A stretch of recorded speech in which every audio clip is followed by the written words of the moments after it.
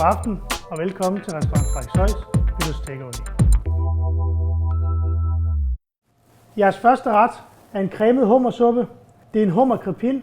Vi har paneret i en gran rasp. Så har vi lavet en gran olie.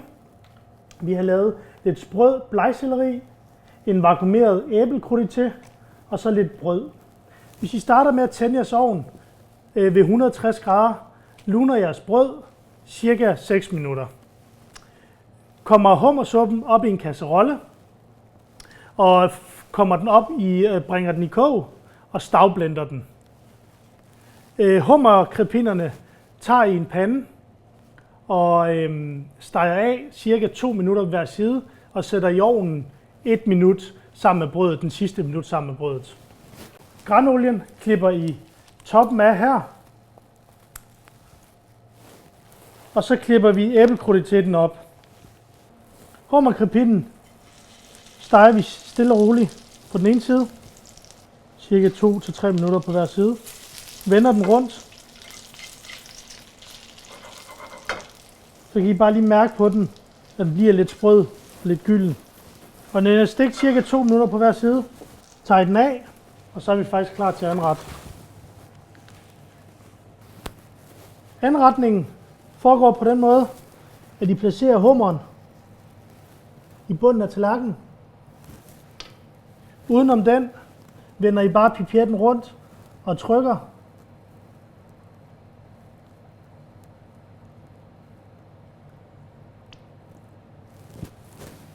Så er der kalkuleret med, at der er 2 blegselleri per mand.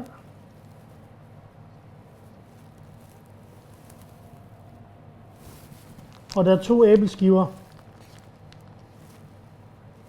per mand.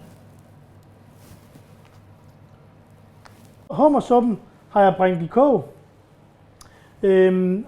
Bare lige tage en stavblender og komme den op i, så den får den her skummende effekt. Så kan I komme den på herude i køkkenet, eller I kan hælde den på ind ved gæsterne.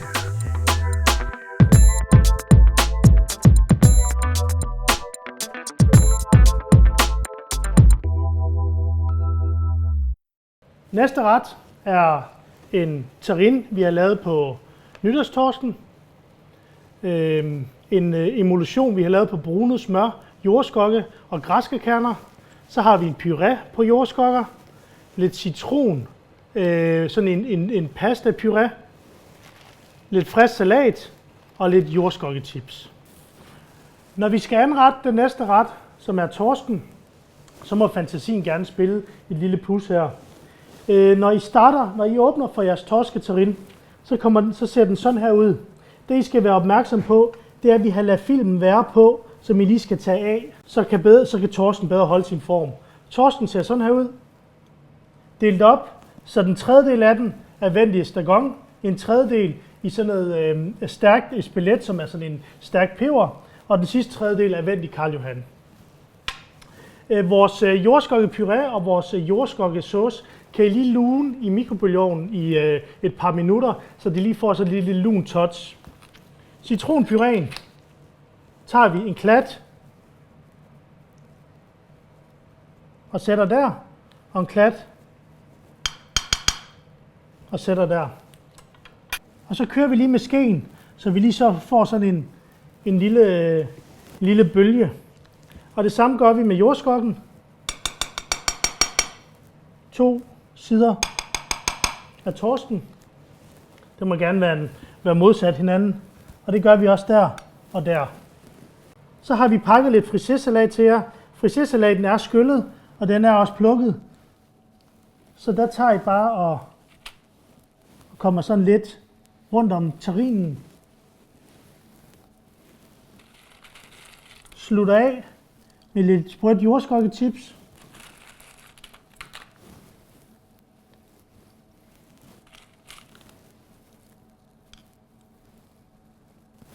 Og så til allersidst, den lune emulsion på brunet smør, græskar, den kører vi lige på terrinen, og så kører vi den bare lige lidt udenom.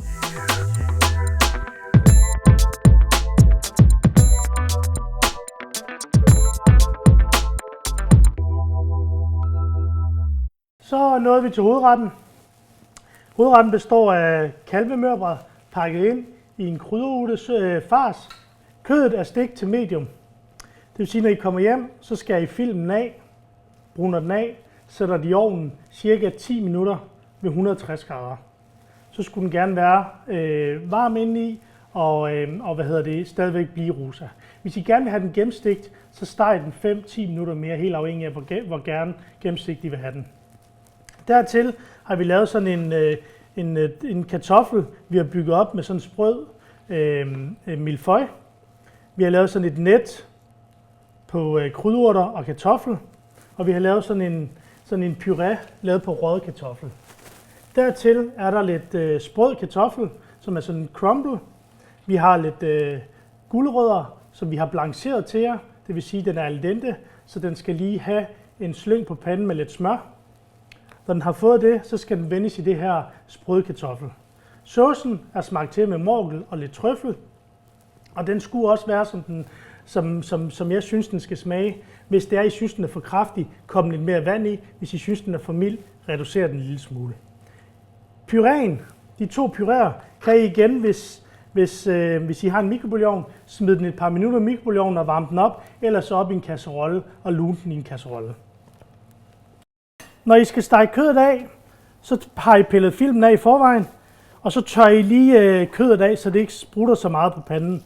Derefter kommer I lige så forsigtigt på en pande.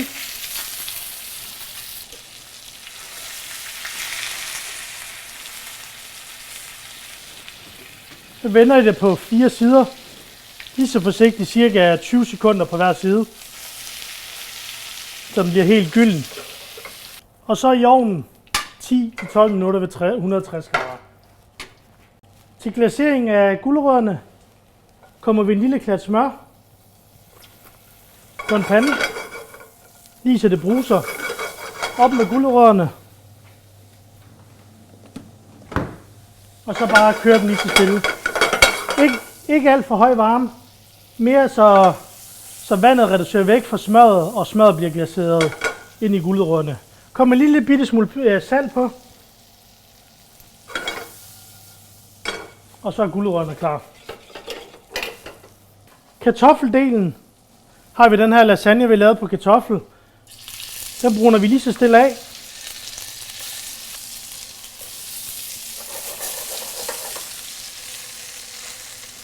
Og cirka et par minutter på hver side igen. Og kartoflerne kan I godt stege af, så det passer med, at de kan få 3-4 minutter sammen med kødet. De sidste 3-4 minutter af kødets stegetid. Så tag brun det af på forhånd, og når kødet mangler en 3-4 minutter, så kommer I bare kartoflen ind i ovnen sammen med. Så kommer vi til at anrette hovedretten. Når kødet er færdigt i ovnen, tager I det ud, så tager I en pensel, og så pensler I lige så stille med den varme sauce.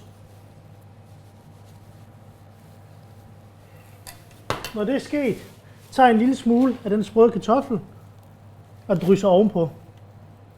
Bare lige så det giver et flot look. De glaserede gulerødder vender vi også bare lige i den sprøde. Sådan der. Så skal vi til at anrette. Den er lunet. Den lægger vi som sådan en klat. Der. Så placerer vi den røde kartoffelpuré oven på kartoflen. Og nettet, som vi har lavet, har vi delt i 2. Så det vil sige, at vi lægger nettet ovenpå der, og så selve kernen oven på guleroden.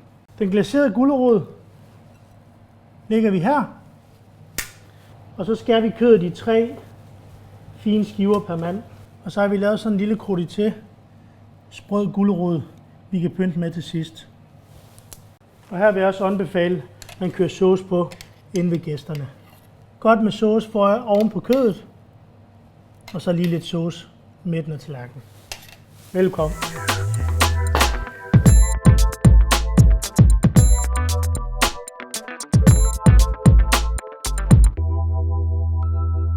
Så kommer vi til desserten.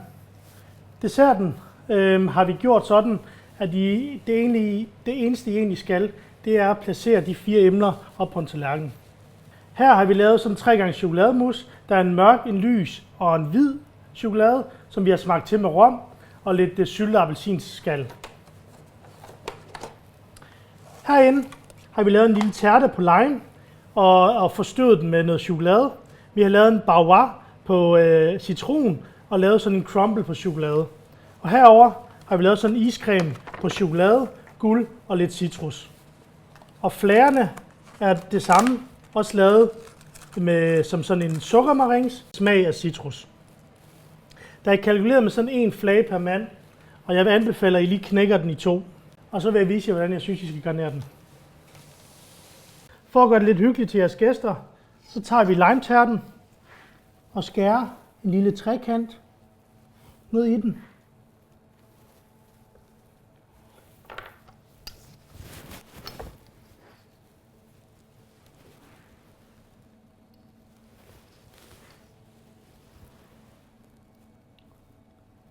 Så I lægger den der.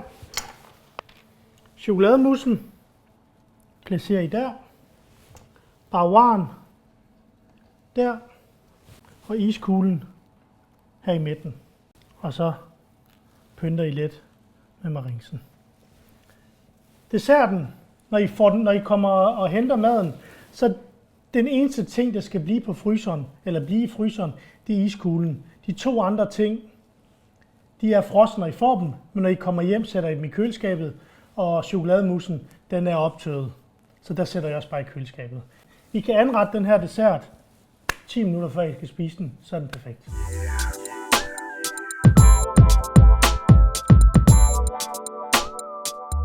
Rigtig god fornøjelse. Godt nytår. Vi ses i 2014.